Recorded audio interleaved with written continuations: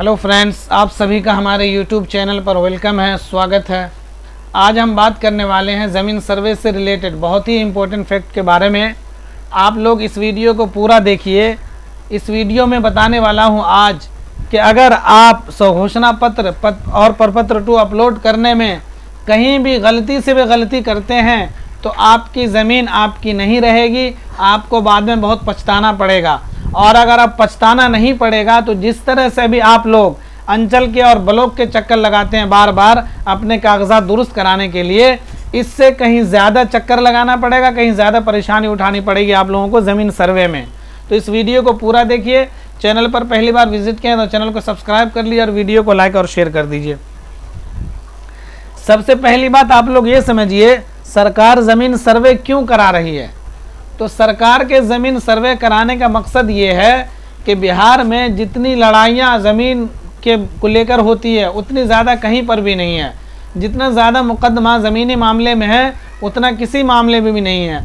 वो मुकदमा चाहे आपसी जो भैयारी का बंटवारा उसमें हो, या कागजात जो हो दाखिल खारिज का हो, या किसी और तरह के परिमार्जन प्लस पे पेंडिंग होते हैं। एक ज़मीन के दो लोगों के कागजात होते हैं, या एक ज़मीन को दो लोग बेच देता है। इस तरह की लड़ाइयाँ और इस तरह के मुकदमे ज़्यादा हैं बिहार में। तो इन सब मुकदमों से, इन सब लफड़ों से छुटकारा पाने के लिए और बिहार की जनता को, बिहार की रैयत को इन सब मुकदमों में और इन सब लड़ाइयों से बिल्कुल आज़ाद करने के लिए नीतीश सरकार ने ज़मीन सर्वे का फैसला किया। ज़मीन सर्वे का फैसला तो कर लिया, लेकिन जब शुरू में ज़मीन सर्वे शुरू हो गया था तो उस टाइम न तो लोगों को ज़्यादा जानकारी थी, न पोर्टल सही से काम कर रहा था, और न ही इनके जो सरकारी कर्मचारी थे वो लोग ज़्यादा चीज़ें जानते थे। लेकिन अब धीरे धीरे बात पुरानी हो चुकी है, 7-8 महीने हो चुके ज़मीन सर्वे की शुरुआत को लेकर के। अब आप लोगों को गलती नहीं करनी है। अब जो है ज़मीन सर्वे के जो कर्मचारी है वो भी सारी चीज़ें जान चुके हैं अच्छे से। आपके गाँव में, आपके मोहल्ले में बहुत सारे लोग ज़मीन सर्वे के कागज़ अपलोड करते होंगे आप लोगों के, तो आपको उनसे ज़मीन सर्वे के कागजात अपलोड कराने हैं। लेकिन ध्यान से, आपको किन किन परेशानियों का सामना करना पड़ सकता है वो मैं आपको इस वीडियो में बताने वाला हूं। सुनिए, देखिए, जब ज़मीन सर्वे का पहला स्टेप है स्वघोषणा प्रपत्र 2 को अपलोड करना। जब आप स्वघोषणा प्रपत्र 2 अपलोड करते हैं तो उसमें एक प्रपत्र 2 नाम का फॉर्म है, उसको भरना होता है। और उस प्रपत्र 2 में आपको बिल्कुल सही जानकारी देनी होती है अपने बारे में, अपनी ज़मीन के बारे में। अगर इसमें आप ज़रा भी गलती करते हैं तो जिस तरह से अभी आप, जैसे मान लीजिए अभी आपके जमाबंदी में कुछ त्रुटि है, कुछ गलती है, आप परिमार्जन प्लस पे बार बार आवेदन देते हैं लेकिन आपका सही नहीं होता है। आप अंचल का दौरा, अंचल का चक्कर बार बार लगाते हैं लेकिन आपका सही नहीं होता है, वहाँ रिश्वत मांगी जाती है। रिश्वत, अगर आपके कागजात में कुछ गलती है तो वहाँ दलाल बैठे हैं, वो कहते हैं मैं आपका काम करवा दूंगा। मतलब ये कि आपको पैसे भी देना होता है, बार बार चक्कर लगाना होता है। बिहार के हर अंचल का यही हाल है, आप लोग सब बखूबी जानते हैं। इसी तरह से अगर आप ज़मीन सर्वे के फॉर्म को जो आप भरते हैं प्रपत्र 2 और स्वघोषणा प्रपत्र, उसको अपलोड करेंगे, उसमें अगर आप गलती कर देंगे तो आपको बाद में बहुत परेशानी होने वाली है। आपकी ज़मीन भी आपके हाथ से निकल सकती है अगर आप गलती करते हैं। हालांकि आपको बाद में आपत्ति दायर करने का मौका मिलेगा, लेकिन उससे पहले बहुत समय निकल चुका होगा, आप बहुत परेशान हो चुके होंगे। तो इस परेशानियों से बचने के लिए आपको कुछ स्टेप फॉलो करने हैं जो मैं आपको बता रहा हूँ, उसको ध्यान से सुनिए। और आपने अभी तक अपनी ज़मीन का सर्वे नहीं कराया है, स्वघोषणा प्रपत्र 2 अपलोड नहीं किया है, तो इस तरीके से और इस ध्यान से भरिए ताकि आपको बाद में चक्कर न लगाना पड़े। क्या है वो प्रपत्र 2 को जब आप भरिएगा तो उसमें एक जगह एक कॉलम होता है, आपको वहाँ पर अपना नाम और अपना एड्रेस लिखना होता है, जहाँ के आप रहने वाले हैं, जहाँ पे आपका आधार कार्ड है, जहाँ का वोटर आई कार्ड है, वो लिखना होता है। एक कॉलम वो होता है जिस जगह आपकी ज़मीन है, जिस मौज़ा में आपकी ज़मीन है, उस मौज़ा का नाम देना होता है। ऐसा होता है कि आप कभी कभी रहते हैं इस गांव में, आपके पड़ोस वाले गांव में भी ज़मीन होती है, दूसरे पड़ोस वाले गांव में भी ज़मीन होती है। तो आपको एड्रेस में तो आपका जिस गांव में आप रहते हैं, जिस गांव में आपका वोटर आई कार्ड है, जिस गांव का आधार कार्ड है एड्रेस पे, वो गांव भरना है। लेकिन जिस मौजा में आपकी ज़मीन है, मौजा में आपको उस गांव को डालना होता है। ये तो हो गई ये बात। जहाँ एक होता है खाता का कॉलम, एक होता है प्लॉट का कॉलम। तो खाता बिल्कुल ध्यान से भरना, इसी तरह से प्लॉट आपको ध्यान से भरना है। अभी बताऊंगा अगर इसमें आप कुछ गलती करते हैं तब आपको क्या क्या परेशानी होगी, इसलिए सुन लीजिए आराम से। एक कॉलम होगा आपका रकबा का, क्या आपकी कितनी डिसमिल ज़मीन है, कितना एकड़ ज़मीन है। एक होगा आपका कि आप ज़मीन आपके पास कैसे आई, आपने ख़रीदी है ज़मीन या आपकी पुश्तैनी ज़मीन है। एक होगा चौहद्दी का, ठीक है, और एक होता है कि आप ज़मीन का कितना मालगुजारी भरते हैं, कितना भूलगान भरते हैं। इसमें से जो सबसे ख़ास और सबसे इम्पोर्टेंट है वो आपका है, आपको ये चौहद्दी अच्छे से भरना होगा कि आपके ज़मीन के चारों तरफ कौन कौन लोग हैं, इसमें ज़रा भी गलती नहीं करिएगा। दूसरी बात, अपना नाम बिल्कुल सही से भरिएगा। कागज़ पे जो रजिस्ट्री पेपर है, जो जमाबंदी है, जो रसीद है लगान की, उस पे जो नाम है वही नाम आप भरिएगा। तीसरी बात जो बहुत ही ज़रूरी है, आपको फ़ोन नंबर भी भरना है। उस पर फ़ोन नंबर वो भरिएगा जो आपका नंबर चल रहा हो और हमेशा चलता ही रहे। जो नंबर आपका हर जगह है वही नंबर उसमें भी भरिएगा, क्योंकि बाद में जब आप इसमें कुछ गलती करते हैं, फ़ोन नंबर आपको क्यों डालना है उस बात को ध्यान से सुनिए।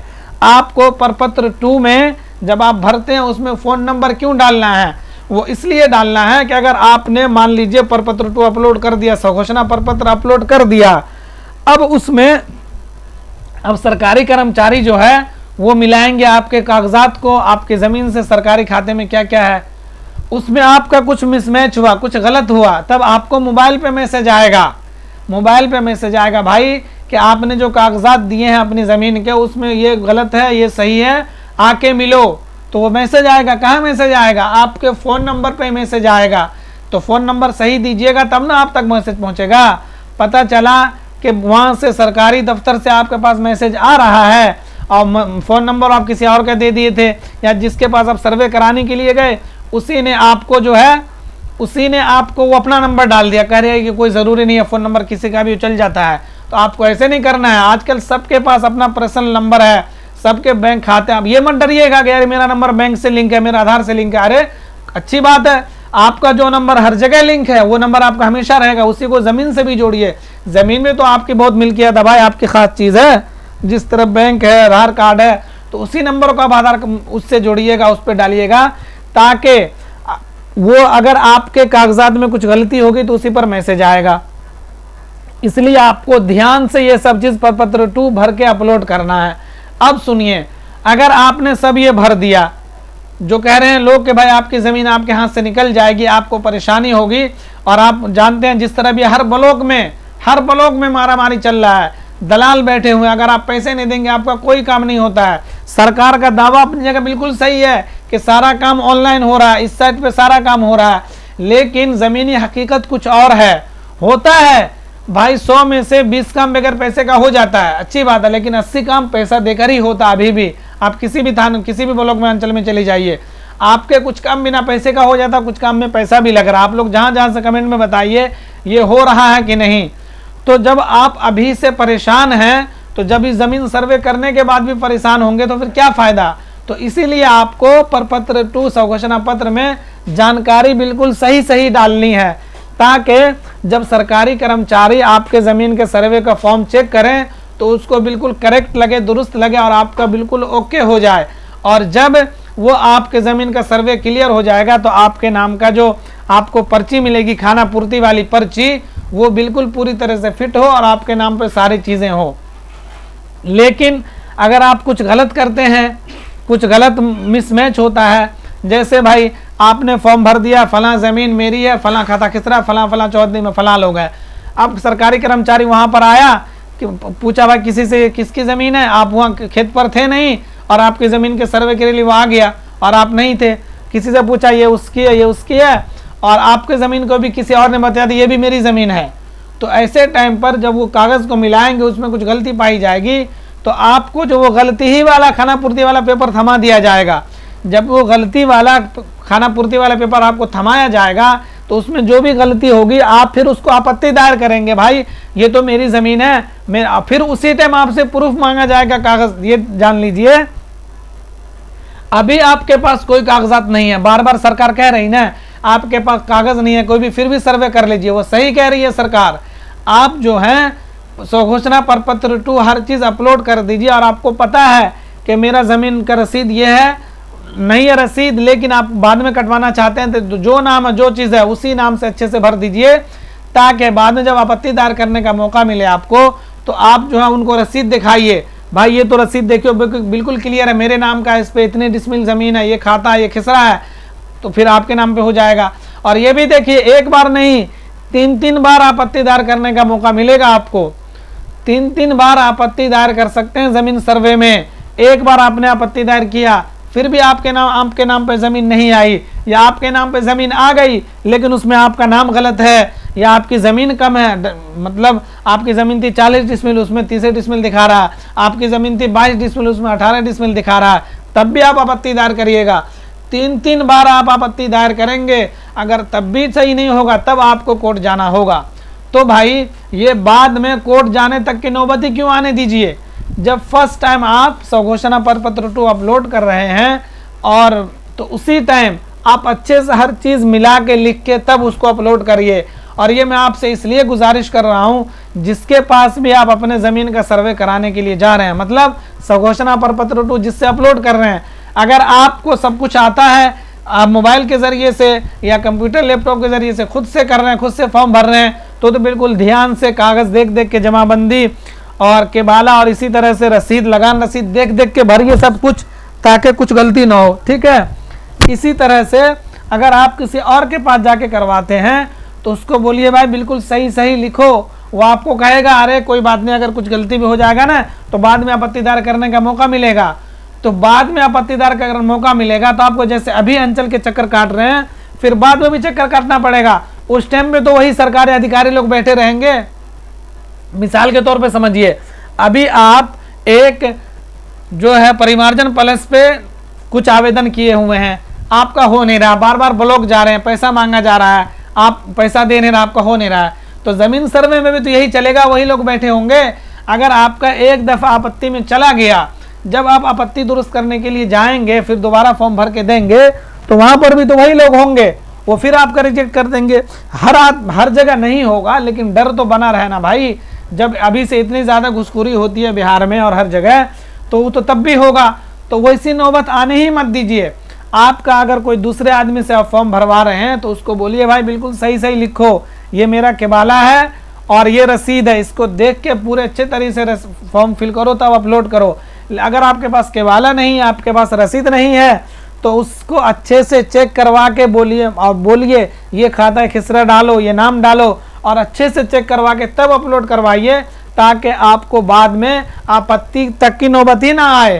पहली दफ़ा में जब आपको खाना पूर्ति का मिले, जब वो आपको पेपर दे, जो सरकारी जो पहला ज़मीन सर्वे का जो पहला स्टेप पूरा होगा, जब वो पहले वो लोग कागजात चेक करेंगे, फिर सबको पर्ची देंगे, तो उस पर्ची में आपके बिल्कुल सब कुछ दुरुस्त हो, आपको आपत्ति करने की नौबत ही ना आए। इस तरह से अपना फॉर्म को अपलोड करिएगा। और ये जो आप सुन रहे हैं हर जगह बहुत सारे लोग कि भाई सरकार ज़मीन ले लेगी अगर आप सही से नहीं भरते हैं, तो सरकार ज़मीन तो नहीं लेगी इतनी जल्दी, लेकिन आप परेशान बहुत हो जाएंगे, समझ रहे हैं ना। अगर आप कुछ गलती से, मिस्टेक से, कुछ हमारे वीडियो पे बहुत सारे लोगों ने कमेंट किया था, मैंने गलती से दूसरा कागज़ अपलोड कर दिया, दूसरे खेत का, दूसरा खाता खिसरा दूसरे खेत में लिख दिया, तो ये सब गलती मत करिएगा। अगर ये सब गलती कर चुके हैं तो दोबारा अपलोड कर दीजिए सही से, ताकि जब वो पर्ची निकले आपके नाम की तो बिल्कुल दुरुस्त होकर निकले, आपत्ति दायर करने का नौबत ही ना आए, ताकि आप बाद में परेशान हो। तो फ्रेंड्स, इस वीडियो को ज़्यादा से ज़्यादा लाइक और शेयर कर दीजिए, और इस बात को जहन में बिठा लीजिए और अच्छे से समझ लीजिए, हमको इस तरह से अपलोड करना स्वघोषणा और प्रपत्र 2, ताकि बाद में आपत्ति करने का हमको ज़रूरत ना पड़े और हम किसी चक्कर में ना पड़े, बाद में हमें बार बार अंचल का चक्कर करना पड़े, बार बार अधिकारियों के पास न जाना पड़े कि मेरी ज़मीन में ये गलती रह गई, मेरे कागज़ में ये गलती रह गई। इससे बचने के लिए आप पहले ही दफ़े में ये चीज़ें दुरुस्त कर लीजिए। तो इस वीडियो को ज़्यादा से ज़्यादा लाइक और शेयर कर दीजिए, चैनल को सब्सक्राइब कर लीजिए। शुक्रिया।